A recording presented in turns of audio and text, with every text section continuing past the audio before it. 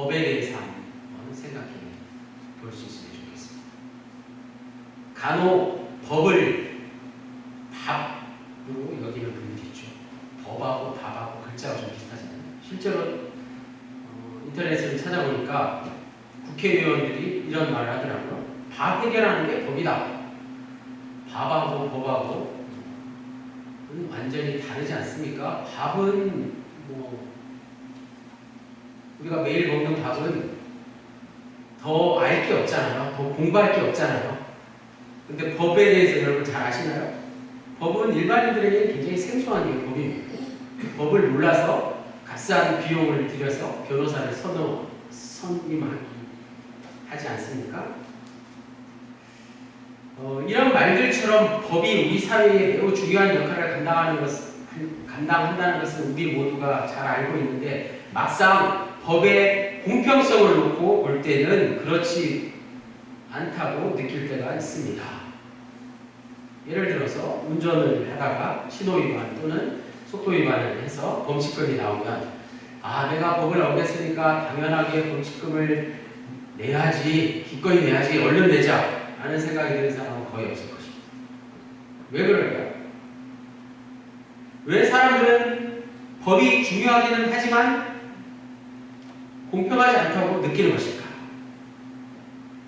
이 질문에 대해서 한번 생각해 보는 거예요. 그리고 법에 대해서 어렵다고 생각하지 마시고 법에 대해서 이런 시간을 통해서 또 성경 말씀을 통해서 법에 대해서 생각해 보는 거 얼마나 좋습니까? 바울은 그 이유를 우리의 육신이 법에 의해서 지배를 받기 때문이라고 말씀하고 있습니다. 여기서 법은 율법인데 오늘 율법, 계명 같은 단어들이 본문에 많이 나와 있는데 다 우리가 아는 그냥 법이라고 생각하시면 됩니다. 율법, 계명 다 법의 근원이죠. 로마서 7장 5절 말씀을 먼저 보면 성경을 보세요. 로마서 7장 5절에 우리가 육신에 있을 때에는 율법으로 말미암아 죄의 정욕이 우리 지체 중에 역사하여 우리로 사망을 위하여 열매를 맺게 하였다. 이 말씀이죠. 법 때문에 우리는 사망에 이르게 됩니다. 이게 무슨 말입니까? 자, 바울의 이 말씀은 법에 의해서 지배를 받는 삶은 우리를 자유롭고 행복하게 하는 게 아니라 오히려 어떻게 한다고요? 자기를 집착하게 해서 결국은 불행하게 하고 죽음으로 이끈다는 것이죠. 원래 법의 목적은 인간 개인과 사회를 정의롭게 만들기 위한 조치였습니다. 그런데 오히려 그것이 인간의 삶을 훼손시켰다는 뜻입니다. 그래서 아까 말씀드린 대로 범칙금을 내려면은 아주 기분이 좋지 않죠. 그걸 왜 내야 되나? 바울은 다음 장인 로마서 8장의 서론에서 로마 교회의 구성원들을 향해서 그리고 로마를 향해서 한 말이겠죠. 로마 황제를 향해서 이렇게 얘기합니다. 로마가 자랑하는 로마 법은 인간을 죽음으로 몰아넣는 근원이라고 말씀하고 있습니다. 법이 우리를 어디로 몰아넣는다고? 죽음으로 몰아넣는다. 유대인들의 율법이나 로마인들의 로마법이 곧 자기 민족과 더 나아가서 인류의 정신 문명을 대표한다고 생각했을 것임에도 불구하고 바울은 그 법의 결말은 곧 죽음이라는 것을 다음 장에 이르기까지 강조하고 있다는 사실이죠. 앞서 말씀드린 대로 여기서 율법이나 로마법은 오늘 우리가 사는 이 세상의 세상법과 같은 것이요. 세상법의 근본이 된 것들이 바로 유대의 율법이고 로마의 로마법이죠. 그 전에는 법이 잘 없었죠. 법 같은 게. 오늘 우리나라의 법을 예로 들자면 착한 사마리아인의 법이라는 게 있어요. 들어보셨나요? 착한 사마리아인의 법이 제정될 때 굉장히 사회적인 논란이 있었습니다. 착한 사마리아인의 법. 모르시나요? 지금 뭐 아시는 거죠. 강도를 만난 유대인을 사마리아인이 구해주었다는 성서 이야기. 사마리아인은 유대인에게 가장 이방인 취급당하는 적대시 당하는, 오늘 우리 이 민족의 입장에서 볼 때 북한 사람 같은 사람들이었죠. 그런데 그 사람이 유대인을 구해준 거예요. 북한 사람이 우리 남한 사람을 살린 것입니다. 남한의 목회자들, 이런 사람들, 신앙이 좋은 사람들은 다 외면해요. 잘 아는 이야기죠. 그 이름을 따서 법을 만들었어요. 이 법은 자신에게 특별한 위협을 발생시키지 않았는데도 불구하고 공경에 처한 사람을 구해주지 않는 행위를 처벌하는 법입니다. 이런 법이 있어요. 내 주위에 공경에 처한 사람이 있는데 그 사람을 도와주지 않으면 어떻게 된다고요? 법에 의해서 처벌을 받는 거예요. 우리나라 실증법입니다. 다시 말해서 위험에 처한 다른 사람을 구조할 수 있음에도 불구하고 그냥 멀리서 방관한다면, 고의로 구해주지 않는다면 법에 의해서 처벌을 받는다는 사실 우리가 알아야 합니다. 참 무섭죠? 법이라는 게. 자, 오늘 본문은 굉장히 긴데 오늘 본문 앞에 있는 말씀들이 중요한 말씀들이 많아서 8절 말씀을 또 한번 소개해드립니다. 결국에는 법은 죄를 낳는다라는 오늘 첫 번째 소주제에 대해서 말씀을 드리고자 합니다. 법을 만들고 또 바꾸는 국회의원들이나 정치인들, 그리고 판검사, 변호사들 같은 법률가들 뿐만 아니라 많은 현대인들이 법리주의를 따지며 여전히 법을 밥처럼 소중히 여깁니다. 아니, 밥 없이는 살 수 있어도 법 없이는 살 수 없다고 여깁니다. 실제로 틀린 말이 아니죠. 밥은 굶어도 우리가 뭐 3일, 최대한 며칠까지 견딜 수 있지만 법이 없으면 거리에 나가면 당장 교통법을 무시하는 차에 치여서 죽게 되지 않겠습니까? 밥 없이는 살아도 법 없이는 죽는 것이죠.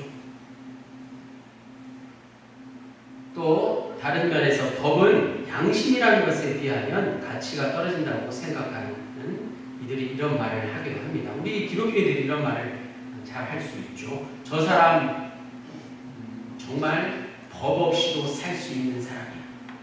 아주 착하고 믿음이 좋은 사람. 이 말처럼 정말로 우리에게는 양심이 있으니까 법 따위는 필요가 없을까요? 양심이 법보다 높은 것입니까? 양심으로 모든 게 해결이 되나요? 물론 법 없이도 양심이 있기 때문에 죄의식이 작용할 수는 있죠. 법보다 먼저 양심이 작용을 합니다. 그렇게 생각할 수 있지만 양심은 법보다 훨씬 더 근본적이긴 하지만 그 양심이 모든 사람에게, 모든 인류에게 보편적이지는 않다는 것이죠. 예를 들어서 아프리카 같은 데 가보세요. 그리고 중동 어느 나라 같은 데 가보면 일부 다처가 여전히 인정되지 않습니까? 그 사람들은 조상대대로 일부 다처로 지내왔기 때문에 양심의 가책을 느끼지 않죠. 그런 거죠. 악한 일을 대물림하거나 반복하면 양심의 가책은 사라지고 간다는 것입니다. 그래서 이런 이야기 저런 이야기 다 듣고 보니까 이게 너무 헷갈리죠. 양심도 중요하지만 실제적으로는 법이 훨씬 더 우리 사회를 중심적으로 이끌어 나가고 있다고 보는 게 맞습니다. 본격적으로 법, 즉 율법에 대한 바울의 말씀을 함께 생각해 보겠습니다. 8절 말씀. 그러나 죄가 기회를 타서 계명으로 말미암아 내 속에서 온갖 탐심을 이루었나니 이는 율법이 없으면 죄가 죽은 것이니라. 바울은 계명, 즉 율법으로 인해서 인간들이 탐심에 빠지게 되었다고 말씀합니다. 자, 중요한 말이죠. 여기서 탐심이란 호기심, 흥미, 욕망 등이 모두 포함됩니다. 인류 문명을 이루게 된 원동력이 호기심, 흥미, 욕망 이런 것들인데 이런 것들이 결국에 어떻게 됐다고요? 탐심을 발동시켜서 바울이 관심을 갖고 있는 것은 단순히 실증법이나 실정법이나 윤리와 풍습에 어긋나는 그런 것들에 관심을 갖고 있는 것이 아니라 훨씬 더 그런 것의 뿌리가 되고 근원이 되는 인간의 자기 만족, 자기 흥미, 자기 집중에 대해서 말하고자 한다는 것이죠. 바울은 율법의 본질과 인간의 자기 집중을 하나로 봤습니다. 즉, 율법은 사람들에게 바로 바리새인들처럼 복음서에 나오는 바리새인들처럼 종교적으로 세련된 인간이 되라고 요구한다는 것이죠. 원래는 율법은 하나님의 속성으로 해서 모세가 십계명을 시내산에서 하나님에게 받았으니 하나님을 인식하는 최소한의 길이었음에도 불구하고 인간이 개입해서 자기를 확신하고 자기를 성취하는 도구로 전락해 버렸다는 것을 말씀하고 있습니다. 주위에 굉장히 착하고 모범적인 분들 계시나요? 그들은 스스로 자기 자신에게 만족해서 자기 자신에만 집중하는 것을 볼 수 있습니다. 완벽한 사람이 없다는 것이죠. 8절 후반부 율법이 없으면 즉 법이 없으면 죄는 죽은 것이다 라는 바울의 말씀은 무슨 뜻일까요? 모범적인 삶을 규정하는 법이 없다면 즉 그것 자체를 의식하지 않는다면 결국은 자기를 정당화하거나 더 나아가서 자기 만족에 빠지는 일이 없게 될 것이라는 말씀입니다. 그래서 이 말씀의 핵심은 그거죠. 법이 없으면 자기 만족이 없다. 법이 없으면 죄를 짓지 않게 된다. 죄의 근본이 바로 자기 만족에서 나오는 것이니까 그것을 율법화해서 인간이 자기 스스로 그 법에 걸려 넘어지게 되었다라는 말씀입니다. 자, 또 다른 예를 들어보겠습니다. 학생들이 수능 시험의 결과에 의해서 자신의 운명이 결정된다고 생각하기 때문에 수능 시험을 누구나 부모나 선생님이나 학생 자신이나 집중하는데 아무도 뭐라 하지 않습니다. 그것을 죄라고 말하는 사람이 누가 있겠습니까? 학생이 공부를 열심히 해서 수능 공부를 잘 해서 좋은 대학에 가는 걸 누가 나쁘다고 하겠습니까? 그런데 그 학생이 만약에 수능 시험과 자신의 미래는 아무런 상관이 없다는 것을 알게 된다면 어떻게 할까요? 그것을 알게 되면 수능 시험을 보지 않으려고 하지 않겠습니까? 결국 그것으로부터 자유로워진다는 것이죠. 법이 없으면 죄가 없고 대신에 은총과 사랑이 우리를 지배하게 된다는 말씀이죠. 그것이 바로 사도 바울이 말씀하려고자 하는 예수 그리스도의 복음이라는 것입니다.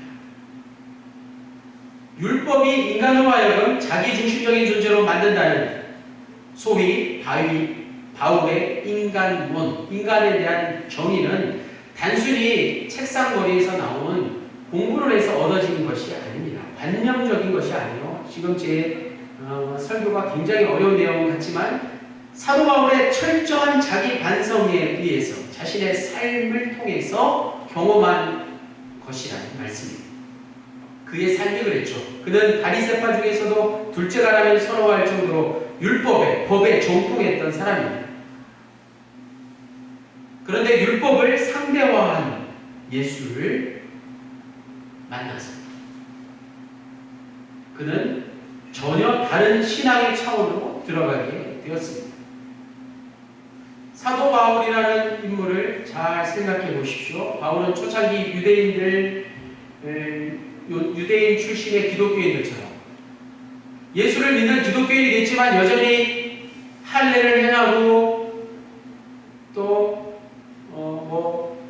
음식을 구별하는 이들처럼 결코 율법과 복음의 어중간한 데 서 있지 않았다는 것입니다. 오늘 우리가 예수를 믿는다고 하지만 세상과 복음의 중간쯤 서서 이렇게 사는 것을 바울은 결코 원하지 않았다는 것이죠. 바울은 이전에 율법의 가장 극단적인 끝에 서 있다가 지금은 복음의 가장 극단적인 끝에 서 있다는 말씀입니다. 그는 오늘 본문, 우리가 읽은 본문 15절, 19절에서 다시 한번 죄의 작용에 대해서 말씀하고 있습니다. 율법 자체는 좋은 것이지만 죄로 인해서 죄가 율법을 이용해서 인간을 파괴한다고 11절에 이미 말씀했고요. 오늘 15절 말씀을 통해서 다시 한번 그것을 강조하고 있습니다. 죄가 율법을 이용해서, 계명을 이용해서 사람을 속인다는 말은 무슨 뜻일까요? 만약에 우리가 순전한 마음으로 율법을 지키면 하나님의 뜻에 순종하는 것이니까 사람을, 생명을 살리는 일이 됩니다. 그러나 우리는 그 율법을 통해서 앞서 말씀드린 대로 자기를 내세우려고 한다는 것입니다. 이런 현상이 바로 죄의 속임수에 넘어가는 것이죠. 자기 자신에게 집중하는 것이 이렇게 무서운 것이라는 말씀입니다. 죄가 우리를 속이는 것이 내가 나를 높여서 주위 사람들의 말을 듣지 않는 것이죠. 자기 자신을 한없이 높이는 것은 정말 주위의 그 어떤 목소리에도 귀를 기울이지 않는 것 아니겠습니까? 그것이 죄의 속임수라는 말씀입니다. 결국에는 죄가 그런 속임수를 통해서 우리를 죽인다는 바울의 말씀이 바로 그런 것이죠. 우리가 계속해서 신앙생활을 한다고 하면서도 우리 자기 자신에게만 집중하는 것은 결국엔 생명의 근원이신 하나님과의 관계가 멀어진다는 것이죠. 생명의 단절, 곧 죽음에 이르게 된다는 말씀입니다. 생명의 근원이신 하나님으로부터 온 모세의 율법, 즉 십계명이 우리를 죽음에 빠뜨린다는 이러한 딜레마가 소위 바울의 죄론, 죄에 대한 정의입니다. 죄를 추상적인 개념이 아니라 인격적인 실체로 설명하고 있는 것이죠. 그래서 마치 죄에 대해서 생각하다 보면 사단, 마귀 같은 어떤 실체가 있는 것처럼 우리가 생각하지 않습니까? 사단, 마귀로 우리는 이 죄를 동일시하는 경향이 있습니다. 바울은 이런 죄의 작동 상태를 가리켜서 우리가 죄의 종으로 팔렸다라고 14절에서 말씀하고 있습니다. 여기서 죄에 팔렸다라는 것은 자신의 의지와 상관없이 살아가게 되었다는 뜻입니다. 오늘 우리가 살아가는 이 세상이 그렇습니다. 우리가 죄에 팔려서 우리의 의지와 상관없이 자신의 정체성에 혼란이 온 것이죠. 15절 말씀, 내가 행하는 것을 내가 알지 못하노니 곧 내가 원하는 것은 행하지 아니하고 도리어 미워하는 것을 행함이라. 19절 말씀, 내가 원하는 바 선은 행하지 아니하고 도리어 원하지 아니하는 바 악을 행하는도다. 같은 말씀입니다. 죄의 종으로 팔렸기 때문이라는 것입니다. 여기서 나라는 표현은 바울 자신이기보다 보편적인 인간, 즉 자기 자신에 대한 관심에 기울여진, 아까 말씀드린 대로 자기 집중에 빠진 인간 모두를 가리키는 겁니다. 바울의 이런 인간론, 즉 인간에 대한 정의는 오늘날 심리학에 많은 영향을 끼쳤습니다. 우리가 아무리 심리 치료를 잘해서 환자의 마음을 치료했다고 할지라도 여전히 그 사람의 심리를 지배하는 어떤 세력은 그 안에 살아있다는 것이죠. 트라우마를 가진 사람을 생각해보면 잘 알 수 있습니다. 아무리 노력을 해도 그 충격에서 잘 벗어나지 못하게 되는 것이죠. 평생 그 트라우마를 안고 살아가는 것입니다. 더 나아가서 세련되고 교양 있는 사람들을 생각해보면 학연이나 지연이나 혈연 같은 것은 전혀 그런 것에는 휩싸이지 않을 사람 같이 보이죠. 그렇죠? 공부를 많이 하고 아주 교양 있고 능력 있는 사람들, 실제로는 어떤 문제를 만나서 결정할 때 자기도 모르게 앞서 말씀드린 대로 학연, 지연, 혈연 같은데 휩쓸리게 된다는 것을 우리가 알 수 있습니다. 그렇다면 오늘날 가장 큰 죄의 힘을 발휘하고 있는 것은 무엇일까요? 오늘 우리가 살아가는 이 시대의 시대 정신, 바로 자본주의의 거대한 이념이 사람들을 철저히 물질 중심적 사고에 묶어놓고 말았다는 것입니다. 자, 이런 죄와 또 사단의 지배 아래 놓여있는 인간을 가리켜서 오늘 본문 가운데 가장 유명한 말씀이죠. 로마서 7장 24절 말씀. 제가 주보에 기록해 놓은 말씀이죠. 다 같이 함께 읽겠습니다. 로마서 7장 24절 시작. 오라 나는 공고한 사람이로다. 이 사망의 몸에서 누가 나를 건져내랴. 문장을 보면 단순히 절망적인 상황에 빠져 있는 것을 말하는 것 같지만 인간의 실존에 대해서 정확하게 말씀하고 있다는 것입니다. 인간은 아무리 노력해도 자기의 의지와 다른 방향으로 치우치는 그런 현실 앞에서 절망할 수밖에 없는 존재라는 것이죠. 바울이 지금 어떤 도덕성 회복 운동을 하자는 말이 결코 아니라는 것을 알아야 됩니다. 바울은 법이 필요 없다는 말을 하는 게 아닙니다. 또 인간을 죄의 노예라고만 말하는 것도 아닙니다. 그 결론이 숨어 있는 것이죠. 오늘날 현대 문명을 이루어낸 자본주의를 탓하자는 것도 아닙니다. 현대 문명을 이루어낸 자본주의를 우리가 가만히 보면 이제 돈으로 모든 것을 다 해결하려고 하는 아주 천박한 자본주의, 즉 소위 천민 자본주의로 전락하고 말았다는 것을 우리가 알아야 할 것입니다. 다시 말해서 바울은 인간의 현실을 명확하게 분석함으로써 훨씬 더 풍요로운 절대적 어떤 세계가 있다는 것을 지금부터 말하고자 하는 것입니다. 그 절대적인 생명의 세계로 우리를 인도하고 있습니다. 오늘 우리가 정치, 경제, 문화, 예술뿐만 아니라 인간만을 목표로 삼고 그것에만 집중하는 한, 더 정확히 말해서 자기 만족, 자기 집중에만, 자기 성취에만 매달리는 한 더 이상 아무런 창조적인 일은 우리에게 일어나지 않는다는 것입니다. 가장 중요한 것을 많은 사람들이 놓치고 산다는 것이죠. 정치, 경제, 문화, 예술뿐만 아니라 가장 중요한 신앙의 문제 말입니다. 신앙의 문제가 더욱 이것을 명백하게 우리에게 말씀해주고 있습니다.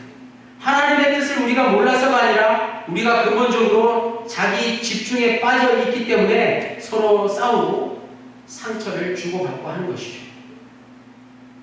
더 궁극적으로 우리가 남에게 상처를 주는 일 없이 무언가를 다 내가 이루었다고 할지라도 자기 안에 갇혀져 있는 한 허무한 일이 되고 말 뿐입니다. 그 허무가 바로 죽음이라는 것이죠. 그러므로 우리는 그리스도인으로서 죄와 사망의 법에서 해방된 자들이라는 사실을 다시 한번 분명히 기억해야 합니다. 그리스도인은 법을 넘어서 자유를 누리는 자들이라는 사실이죠. 이것이 앞서 말씀드린 것들과 분명히 차별화되는 것입니다. 그리스도인은 법을 넘어서 자유를 누리는 자들입니다.